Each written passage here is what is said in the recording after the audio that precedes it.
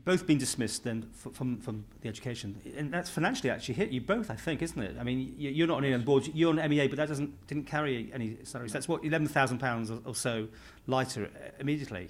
I mean, what do you think to that? The principle is it's £11,000 for John Houghton to vote for wrong policy, bad policy in his department and in Tynwald, or the principles of the future education of the young in the Isle.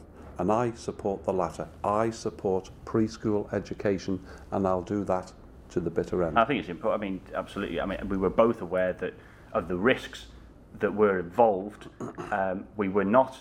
I do not believe, to the best of my recollection, we were not advised by the minister that if we did this, we would be sacked. We knew the risks ourselves. In fact, you've said that Mr. Caron has been absent. I mean, you put that in your press release, and he hasn't been penalised. You stand by that? I mean, that's correct. I mean, we have been dismissed for collective responsibility, where even if we disagree, we've got to go with the department. But yes, it is true that Mr. Caron has removed himself from the chamber without leave of absence from the president. For whatever. Do you feel you're being picked on? And it seems to be that there's one rule for. They make an example of you. Is that what you think? To kind of get this sorted out now and try and get everyone battened down. I think they've made an example because there was two of us standing firm in the department with principles, and we have been dismissed and penalised for our principles. Well, if that's the case, so be it. Finally, will you go back into another government position if offered to you?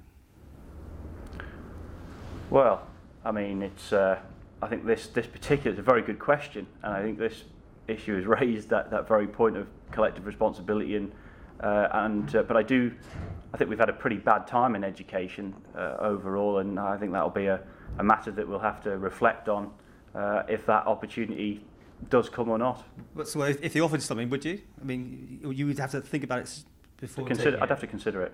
So no. I'd consider it, but I mean, it's. So you're not going to be. You're not throwing everything out. You're not going to be a backbencher for the rest of your term. Keep all options open. Okay. And likewise, we're here elected to serve in Parliament and also serve in government. So of course, that I would certainly consider anything that was offered me in government. I've been in government all my time. I've never been dismissed from a government department before.